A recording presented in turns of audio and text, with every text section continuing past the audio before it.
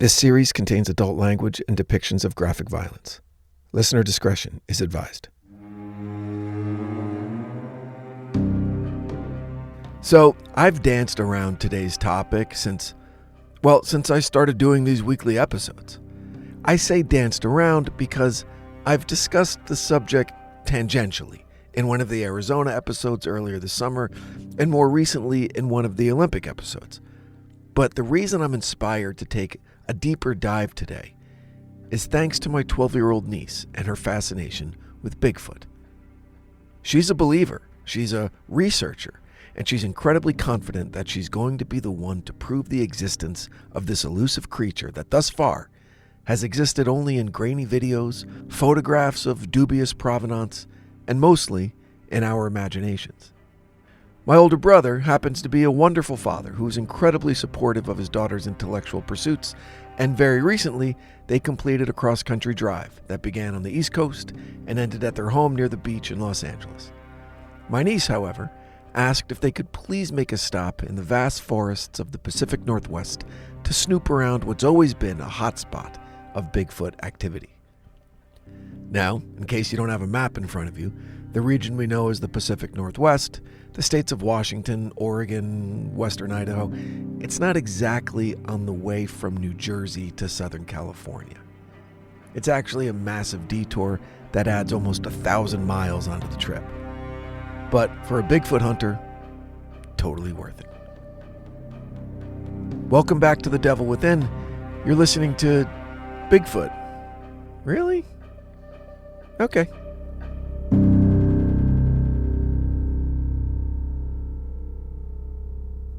They say there's no zealot like a convert, and for a newly converted Bigfoot enthusiast, it's an incredibly exciting world full of myth and legend, danger and adventure, and the breathtaking possibility of actually succeeding where everyone else had failed.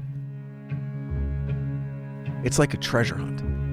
It's one of those pursuits that doesn't require any exceptionally specialized skill set.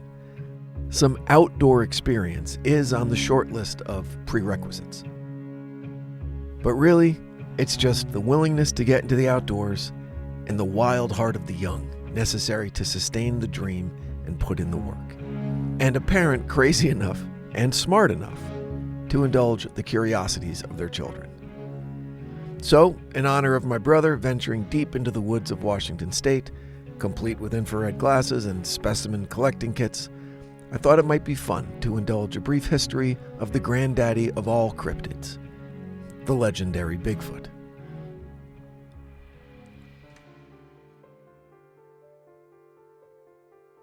As mentioned in an earlier episode, the eyewitness accounts of, quote, wild men roaming the forests of Europe and the Middle East have been around for millennia. Same with mountaineers returning from some treacherous climb in blizzard conditions with fantastic stories of an abominable snowman, known in the Himalayan mountains as the Yeti. But what about our beloved Bigfoot? Purely an American invention, and by invention, I'm referring to the whole enchilada, the culture, the myth, the lifestyle. I'm not here to question whether or not such a creature exists. Well, I kinda am. But all that had to start somewhere, right? Of course it did. Let's go back to Northern California in the late 1950s in a small local newspaper called the Humboldt Times. The Humboldt Times covered news, sports, and other items of interest in Humboldt County, California. Situated on the beautiful Northern California coast, Humboldt County is known the world over for its unrivaled redwood forests. There are two major parks featuring these awe-inspiring trees, the tallest on the planet. One is Redwood National Park, and the other is Humboldt Redwood State Park that features the Avenue of the Giants. If you haven't been, you should really try to get there. I haven't been to a ton of national parks, but these trees, man, you really can't understand until you've seen them up close. Oh, and the weed. Yeah, there was a time back in the 90s when Humboldt County was a fantasy destination for every Gen X college kid who heard the siren song of the endless marijuana fields in the green valleys of Humboldt County. Turns out those stories were true. And really, gosh, what a difference a single generation makes. Now, all those illegal pot fields are owned by venture capitalists in the still emerging industry of legalized marijuana. Oh, and Bigfoot, right. So, back in 1958, a local reporter for the Humboldt Times published a quirky story in response to a letter sent in by a reader of the paper. It was admittedly a slow news day, and so this article received rather favorable placement, page 2 above the fold, and it rather cheekily, quote, investigated the claims of this particular letter. The contents of the letter were strange indeed. The author of the letter claimed that a logging crew had recently gotten pretty spooked when they began noticing some curious damage to equipment left out overnight. They insisted that something very big and very strong was relentlessly smashing heavy equipment and leaving large claw marks and tufts of thick fur snagged on ripped sheet metal. They were at first convinced it was a grizzly bear. After all, this was California. But then they found something that shocked them. A footprint. A big footprint. That's right, they claimed to have a footprint. Not a paw print or a hoof print, but a footprint. Incredibly similar to a human footprint, only much larger. The size of the average human foot is roughly 10.5 inches long. The impressions in the soft soil found by the loggers, impressions that closely resembled a human footprint, were between 16 and 20 inches long. The article suggested that we may have, in Northern California, a distant relative of the fabled Yeti from the Himalayas.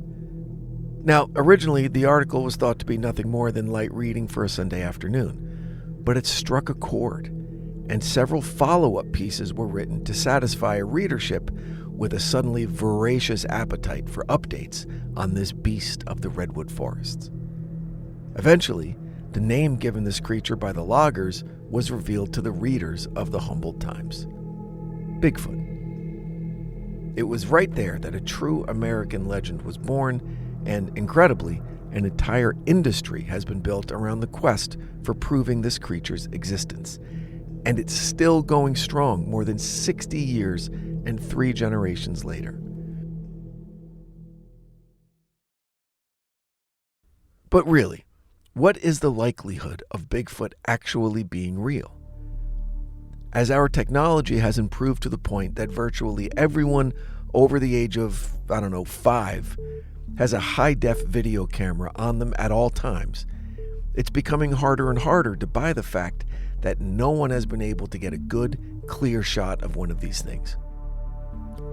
Now compare that to the kind of sister theory that is the UFO situation. There's been so much independently verifiable proof for these things that the government has admitted they don't know what the hell's going on up there, but UFOs are definitely a thing. Not the case with Bigfoot. Believers will tell you that Bigfoot is just really good at hiding because he knows that humans are terrible and will capture him, put him in a circus, and boom, the legend vanishes. But what's more likely? That a huge man-ape has survived for several generations in an ever-decreasing forested environment and has been able to successfully evade positive detection in an increasingly digital world. Or some loggers got drunk and played an awesome prank on the new guy. Personally, I hope Bigfoot exists. Same with Yetis, especially with Yetis. They're still super scary because they haven't been effectively watered down by Hollywood. Seriously, if Bigfoot is real, people will probably think they could go up and give him a hug thanks to Harry and the Hendersons. The movie where Bigfoot is a kind and threatened, gentle giant that needs John Lithgow to protect him. But a Yeti, whew, a Yeti's gonna rip your face off. So, to buoy my hopes that Bigfoot will one day show his glorious self and emerge from the forest with great lessons to share, here are a few of the top sightings of the fabled beast and what some might call the most, quote, credible.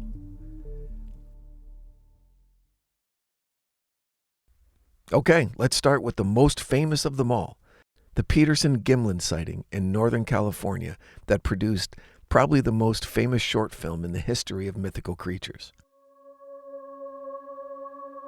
Filmed alongside Bluff Creek in Del Norte County, California, about 40 miles south of the Oregon border and less than 20 miles in from the coast. So the location jives with the approximate area of the logging team that first mentioned the creature. Also, the Peterson-Gimlin sighting was in 1967, only 9 years after that original story broke. And the film itself is incredible. It purports to show what's believed to be a female Bigfoot striding away from the creek to the shelter of the forest. And in one particular and famous frame of the film, she looks right at the camera. The problem with this evidence is, well, it was 1967, and they were about 100 yards away, and they didn't think they were going to capture a Bigfoot on film, so they weren't really ready for it. Also, it's so far away that it's really impossible to tell if it's just a person in a gorilla suit. But there are way too many YouTube videos that completely deconstruct the film frame by frame and come up with, admittedly, some very interesting conclusions. I highly suggest checking them out if you're interested in Bigfoot lore. The second one is my favorite sighting, and it isn't even really a sighting. It's a discovery, and then some. Back in 1980, in Johnstown, Pennsylvania, a local resident found what measured to be a 17 3/4 inch long footprint in the soft dirt on the side of his house. But it wasn't only a footprint. The resident was able to piece together exactly when the print was made based on his own movements around his property and some other out-of-the-ordinary occurrences. First, he was positive that the print was not there on Sunday in the late afternoon, as he made a habit out of walking his property every evening as a security measure, and he definitely would have seen it. Second, that very Sunday night, he heard a loud commotion coming from his side yard. Something had upset his dogs and knocked over a stack of firewood. And third, when this property owner went to investigate the cause of the ruckus, he was nearly overcome with a horrible stench unlike anything he had ever experienced. All the Bigfoot enthusiasts out there are nodding their heads right now, because that last one, the stink, that's a characteristic that has become one of the keys to let you know that you're on the right track. Yeah, Bigfoots smell really bad. Also, this encounter in Pennsylvania is among the top 2 or 3 in credibility that have occurred that far east in the United States. Let's hope he knows better than to wander a few hundred more miles to the east, because he'd be in Jersey Devil territory. And that is not a fight you want, buddy. But seriously, my main problem with these footprint discoveries, because there's another famous picture of a massive footprint in the snow up in the Himalayas taken by a hiker. The photo was apparently, quote, authenticated, and the original was sold at auction for thousands of dollars. But my issue is this. How come there's only ever one footprint? It's like the beast jumped out of a tree, landed on one foot, then flew away. There's never 2 prints or 3. There's always just one, perfectly formed in the soft mud or the freshly fallen snow. Maybe there's an explanation, but that point just really sticks in my brain. This last one, for me, is by far the most credible. The sighting took place in Washington State in 1994 and was reported and filmed by a United States Forest Patrolman, a government employee on the job with an agency-issued video camera. Already, this is more legit than any of these other sightings.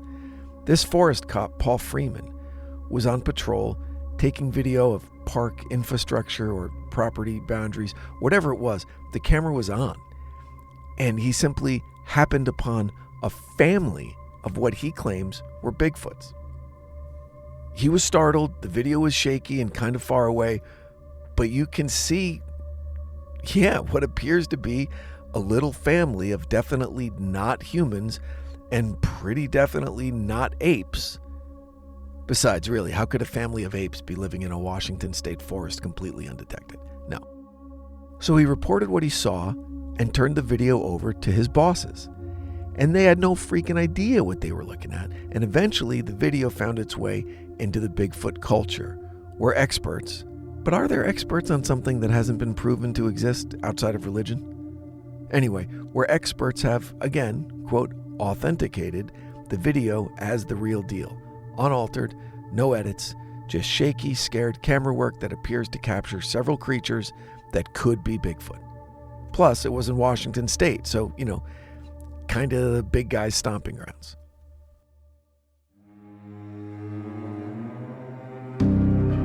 Like I mentioned, there are tons of people more educated on this than I am, and I had a lot of fun going over those videos, so I suggest you do the same. And if you're so inspired, get out there and look for some signs and smells, and who knows, maybe you'll be the one who finally proves to the world that Bigfoot is real. But please, if you do decide to partake in a Bigfoot hunt, go prepared with the right equipment, food and water, a map, and most importantly, let someone know where you're going and when you'll be back. And if you get in my niece's way, you're going to have bigger problems than running into a Bigfoot. Just saying. Thanks for listening. Make sure you're following The Devil Within wherever you get your podcasts so you never miss an episode. Also, you can check out our socials at The Devil Within Pod on Instagram, Facebook, and YouTube. Until next time, stay safe out there. The Devil Within, recorded live at Bel Air Studios in Los Angeles, California. Written and produced by Brandon Morgan. Our post-production supervisor is Bruce Whitkin, who also provided original music for this episode. For The Devil Within, I'm your host, Brandon Morgan.